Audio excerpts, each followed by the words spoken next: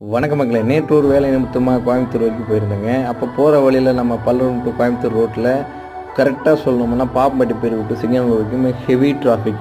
நான் கூட ஏதாச்சும் ஒரு அரசியல் கட்சி தலைவர் தான் வந்துட்டார் போல், அதனால தான் இவ்வளோ டிராஃபிக்னு ரொம்ப நேரம் யோசனை பண்ணிட்டு இருந்தேன்.